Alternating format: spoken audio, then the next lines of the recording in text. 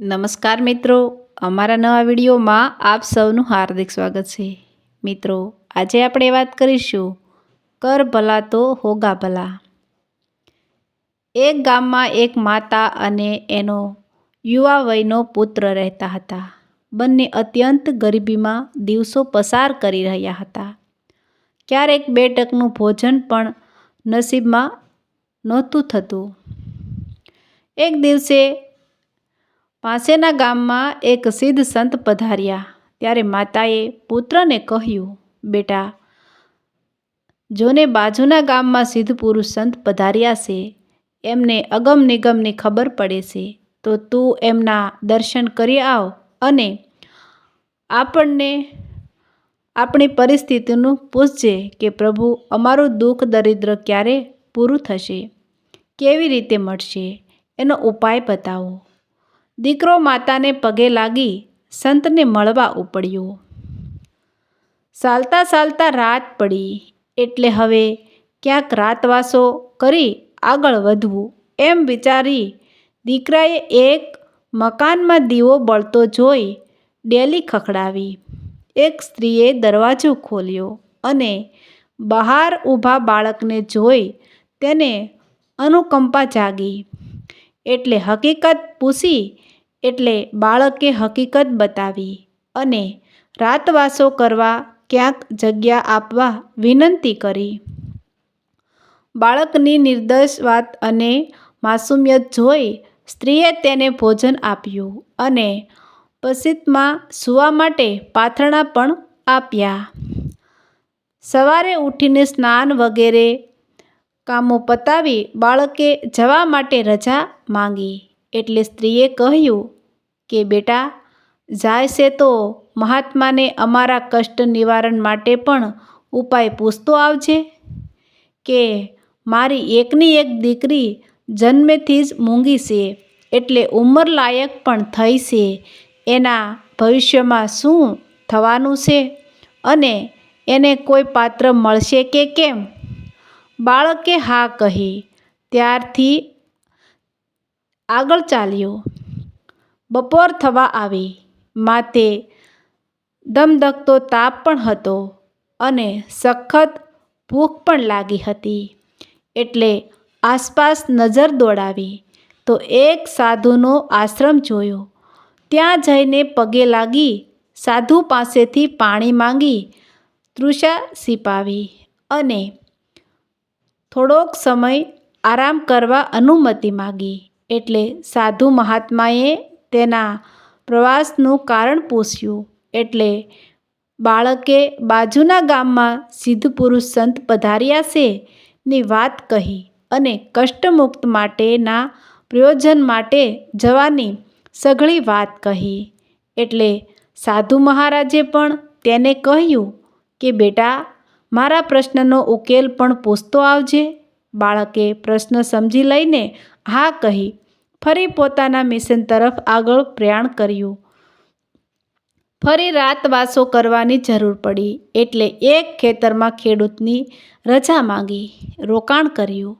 ભોજન વગેરે પતાવી બંને વાતોએ વળગ્યા.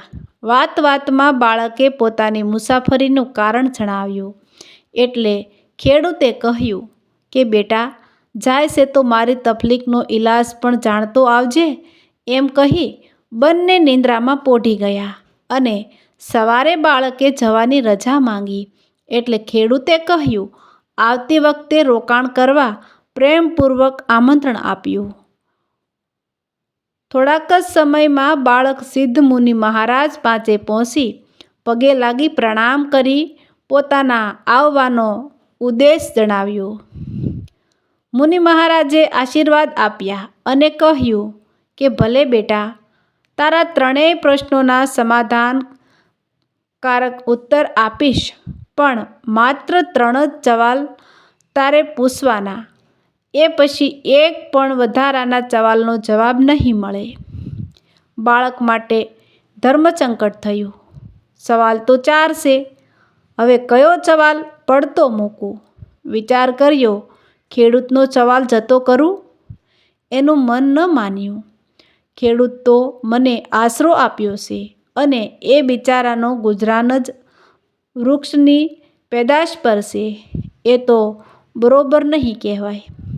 તો પ્રશ્ન થયો કે સાધુ મહારાજનો પ્રશ્ન નહીં, મેં સાધુ મહારાજને વચન આપ્યું છે, એ કેમ તોડાય? તો પેલા માતાના પ્રશ્નને પડતો મૂકો.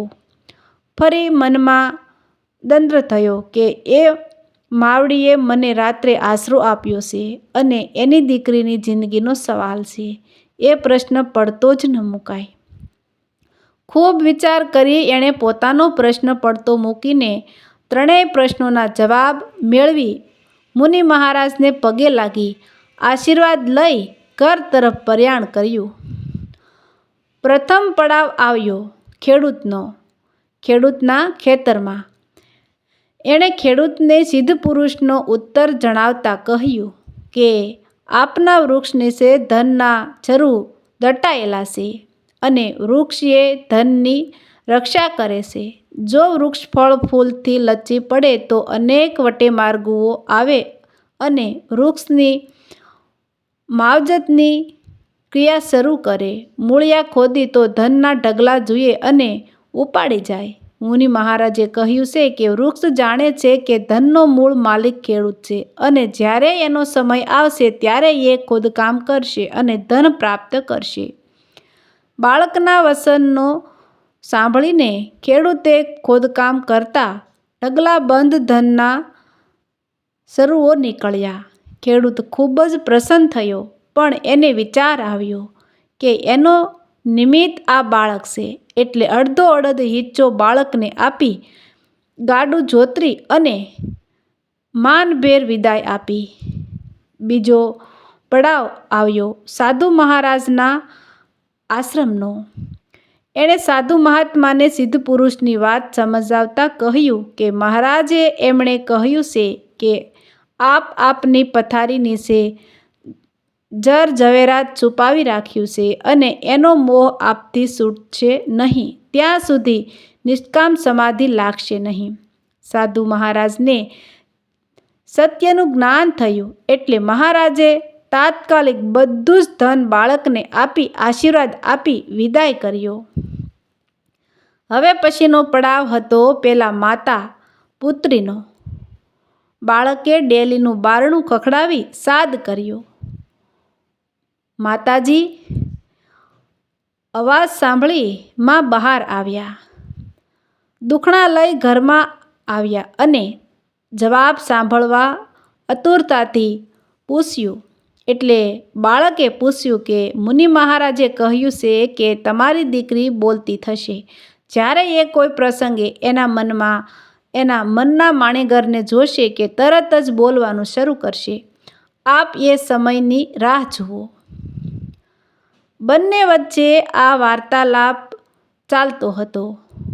ત્યારે જ અંદરના ઓરડામાંથી દીકરી બહાર આવી અને એની નજર પેલા યુવાન ઉપર પડી કે તરત જ બોલવા માંડી કે તમે ક્યાં હતા? તમને ગોતવા માટે આખો ભવ નીકળી ગયો. માતા રહસ્ય સમજી ગયા કે આ યુવાન જ એના હાથનો ખરો હકદાર છે અને મારી દીકરી એની સાથે જ સુખરૂપ જિંદગી જીવશે. એમ વિચારી માતાએ દીકરીને સારું એવું કરિયાવર આપી એ યુવા સાથે વળાવી વિદાય આપી. દીકરો ઘરે આવ્યો. માતાને સઘળી હકીકત બતાવી. માતાએ મનમાં સમજી કે ઈશ્વરની કૃપા થકી જ આ સદયોગ પ્રાપ્ત થયો છે અને દીકરા સાથે ધનનો ઢગલો લાવ્યો અને સુલક્ષણા અને રૂપકડી પુત્રવધુ પણ લાવ્યો છે અને હવે દુઃખ દરિદ્રતાનો દિવસો દૂર થયા છે.